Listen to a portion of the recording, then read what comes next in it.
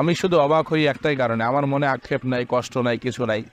তা আমার নেত্রীর বয়স ৭৭ বছর পার, তার মতন একজন মানুষ অক্লান্ত পরিশ্রম, এবং তার মানে কি নিজস্ব এই যে ঈদটা যাবে না, ঈদের সময় আমাদের আত্মীয় স্বজন পরিজন কত জায়গায় যাওয়ার, কতজনের বাড়িতে দাওয়াত খাওয়ার সুযোগ আছে।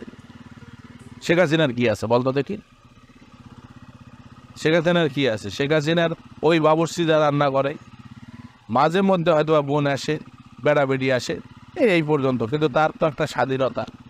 এই দেশের মানুষের জন্য যেভাবে 1971 সালে বঙ্গবন্ধু পরিবার কারাবরণ করছিল, জোহার, ভালো আছে, এখনও দেখ বন্দি জীবন যাপন করে সব সময়, এত প্রোটোকল, এত কিছু মানুষজনের মধ্যে।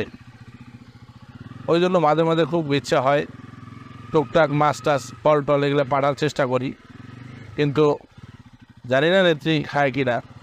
আমার মনে হয় যে অবশ্যই হয়তো বা দু এক টুকরাও যদি খায়।